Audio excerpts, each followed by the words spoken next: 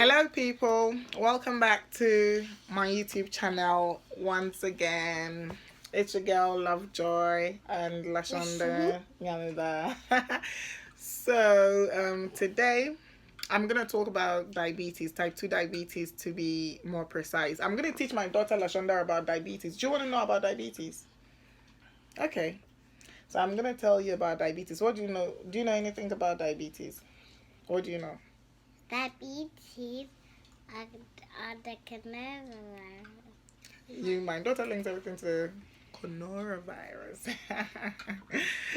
Okay, so diabetes is a long-term condition, and basically is a condition characterized by hyperglycemia, which is high blood glucose levels in the bloodstream. Okay, that's how you do.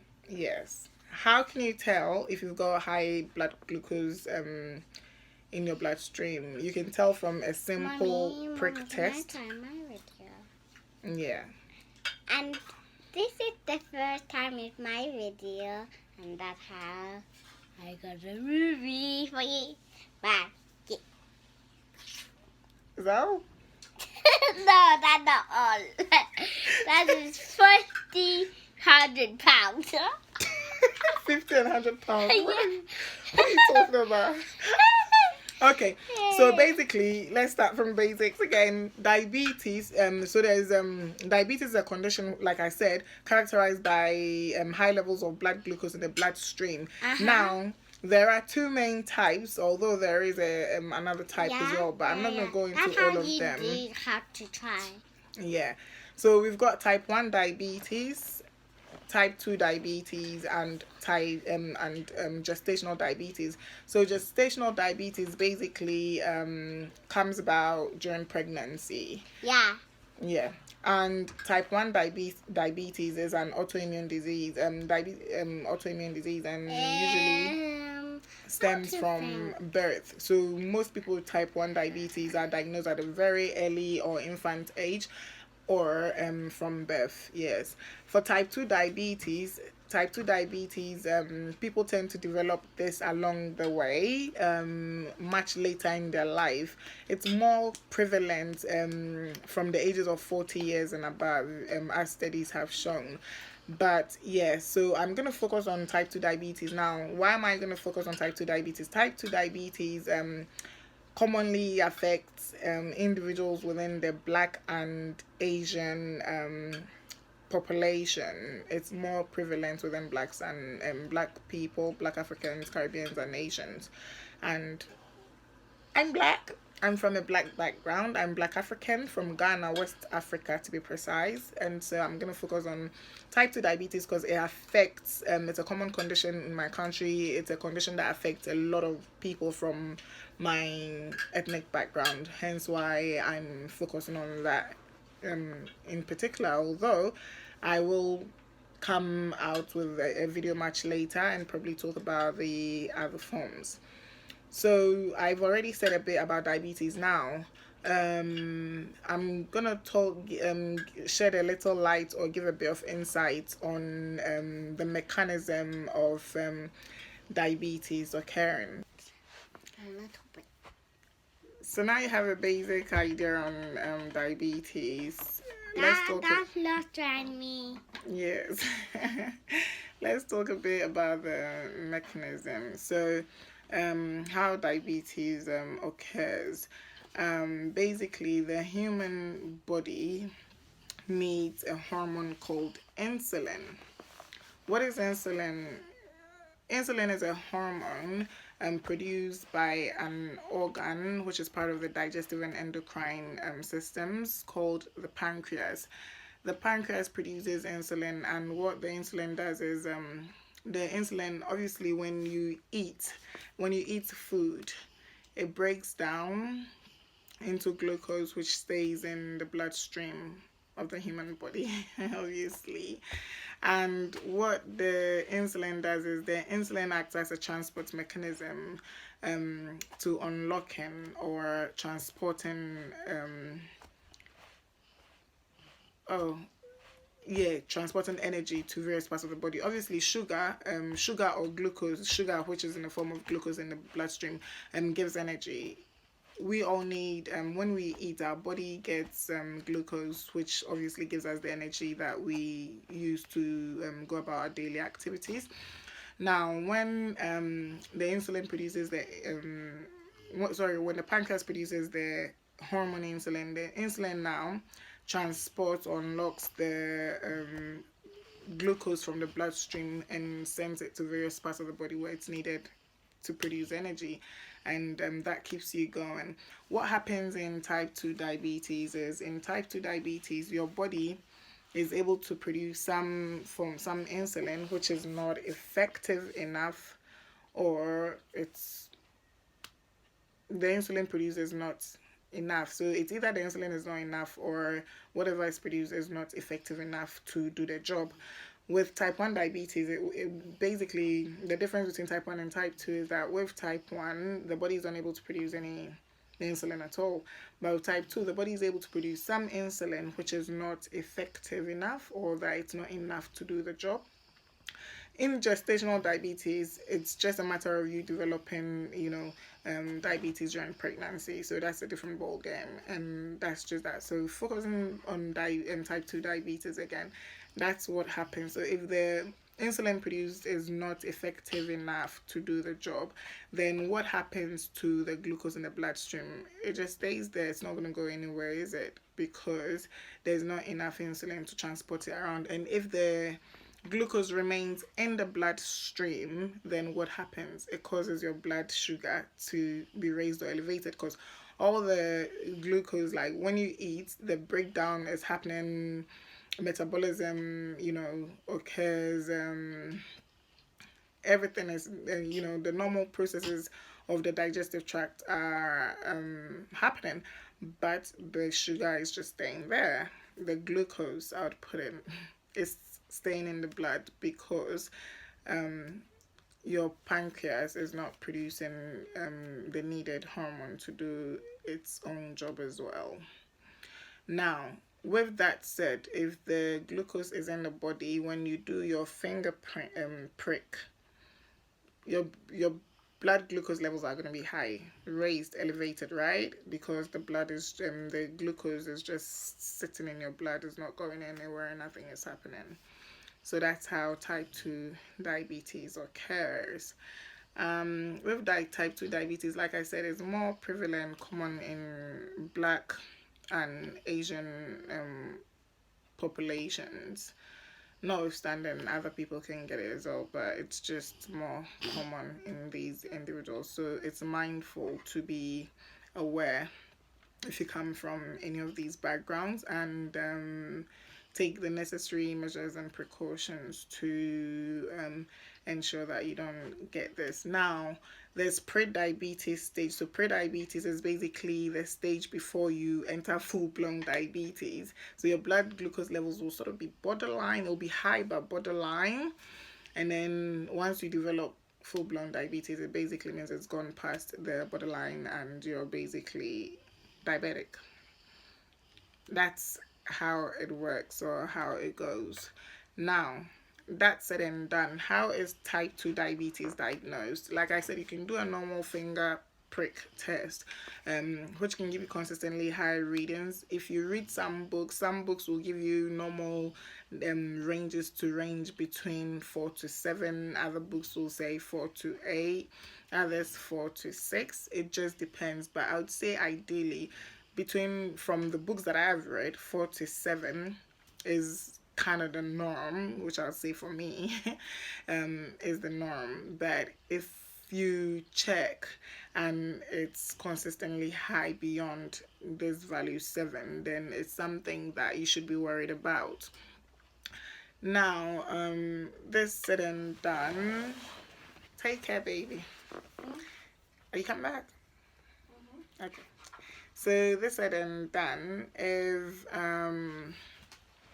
your GP or your doctor needs to diagnose you, so if you do so many finger prick test and you think you may be diabetic, you can have these conversations with your doctor, and you'll be sent for a test called the HbA1c test, hemoglobin A1c levels in the blood, and it checks so basically it checks for the blood glucose levels within your bloodstream for it checks for an average of 3 months. So if that comes back, normally anything from 22 to 42 is normal, within normal ranges. If the value goes above this, perhaps say if the value goes above 42, so anything 41, 42 is sort of borderline. Once it goes past 42, 43 and above is high. Anything above 67, 68, 69 is extremely high. Above 100 is way too high. And that would mean, again, having these conversations with your doctors. If you're not on medications already, you need to be put on medication. Some of the common medications used is metformin, although there are other ones, gliclazide and sitagliptin and other diabetic medications that are used. But your doctor would have to sit with you and work out which one's best for you. Obviously, individual needs are different based on what other medications you may be on, your medical history, background, and things like that. Some may be safe, some may not be safe. So those conversations and discussions would need to be take place. That said, okay, that's the next video. so that's how it's diagnosed. If your HbA1c level is way above 42, you'll be diagnosed with diabetes. For people who have prediabetes with the borderline readings, they can go on a diet control where they can use diet to manage their diabetes in terms of watching what they eat, making sure that they cut down on carbohydrates produces, when carbohydrate breaks down, it's sort of when carbohydrate breaks down, it produces lots of glucose and sucrose, and so therefore you need to watch your intake of certain foods, including carbohydrates as well, to make sure that you're eating very small, tiny portions. Again, people from my background, I'm going to talk more from a Ghanaian background. No money.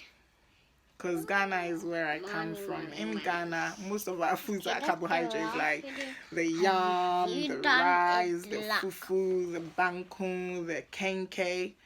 And when we're eating them, we eat them in big balls like that may be having half your normal portion, and introducing, sometimes you find someone eating like a big ball or 2 big balls of kenke, or 3. Yeah, 2-3 big balls of kenke or fufu, and you find one small tiny meat like that. No, try and introduce more proteins, veg and things in your diet, and cut down on the carbohydrates. And you can introduce some fruits into your diet as well, but just be mindful as well that some fruits contain very natural sugars and have very high sugar content. Grapes, typical one. So be mindful of the fruits that you introduce into your diet as well, and make sure that you subsidize everything. You have a proper balanced diet. That's important. Now, with diabetes, one of the classic things about diabetes is if you're with diabetes, once you if you're diabetic and you don't eat, obviously, if you don't eat, then if you don't eat and you're taking your medication, let's say you're on medication and you don't eat, then the medication is gonna, because what the medication aims to do, the medication, because the insulin your body produces is not effective enough, the medication is sort of like a booster, acts like a booster, so it boosts or speeds or energizes the insulin that your body is able to produce, or however effective it is to go do the job. So driving the insulin to go do the job, yet there's no sugar in the bloodstream because you haven't ate. There's nothing, no sugar, glucose in your bloodstream to work on. And so therefore what this does in turn is it drops your blood glucose levels and makes you go into a hypo, and that's what we call hypoglycemia. And when you develop hypoglycemia, then you're likely to have dizziness, faint symptoms, and stuff like that. You don't want to go fainting or collapsing out anywhere. So you need to make sure that if you're a diabetic, you watch you take very good effective measures to managing your condition. It's very important. Self-management and self-efficacy is very, very important and critical in the management of diabetes, because it's very important to bear in mind that diabetes can act as a diabetes could cause complications for other diseases. It can be a risk factor for other diseases, cardiovascular diseases, and things like that. So it's good to make sure that you are managing your condition properly, because you don't want to develop diabetes which is poorly controlled or managed, which in turn can bring on other diseases, neurological diseases, even like stroke, and things like that. Right.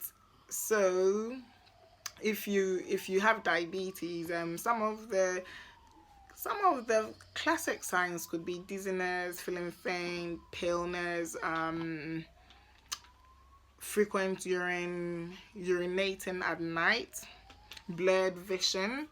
All those things are, classic signs and symptoms of diabetes. If you're not diabetic or you don't have any conditions and you find that, or maybe traces of glucose in your sugar, not that anybody It's will 100 pounds today. Yeah, not that anyone is going to try tasting their urine. Ew, that's disgusting. But obviously, the simple urinalysis strip test, which can be done to check for glucose within the blood, within the urine. So if you do such test and there's high levels of glucose in your urine, then you can tell as well. So you can have those tests, urinalysis tests done to check if there's glucose in your urine. If there is, and if you have blurred vision, dizziness, faint, frequent urination, waking up a lot at night to pass urine and things like that, maybe it's worth thinking about this and having discussions.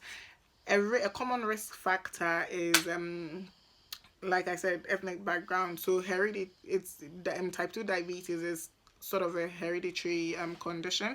So if you've got parents or first line, like direct relatives with diabetes, your mom, your dad, and siblings and things like that, then you could stand a higher risk of developing it as well. So it's important to look after yourself really well and try and minimize the your chances or risk factors of getting it. Watch your diet. Like I said, eat very small, tiny portions of carbohydrates. Introduce proteins, vegetables, fruits. Balance your diet, and reduce your natural sugar intake and things like that.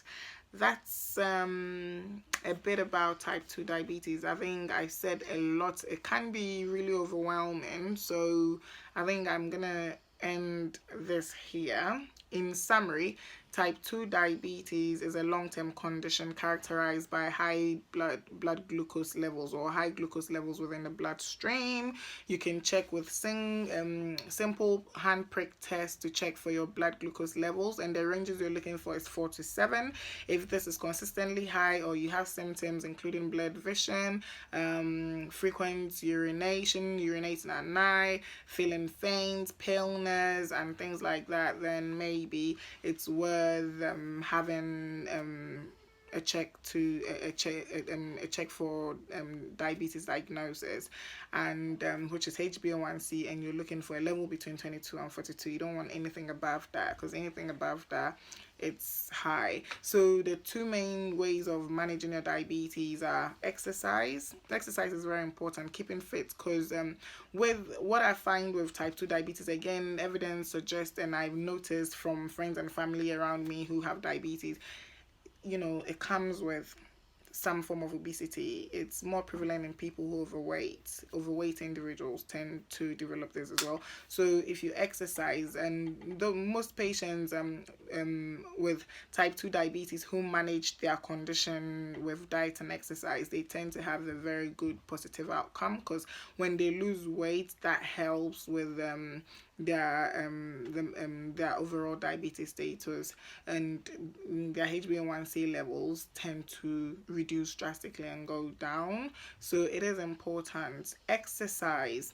Do regular exercises. Exercising is good, and also make sure that you watch your diet and modify your diet, as we've talked about. So that is all for now. If you have any specific questions about diabetes, do kindly comment down below, and I'm gonna address those, come out with a video to address those questions. So that brings us to the end of this video on diabetes. If you liked this video, please kindly click the like button, share, comment, subscribe, hit the bell button so that you get notifications when such videos come out. So until we meet again, it's bye for now. Peace out.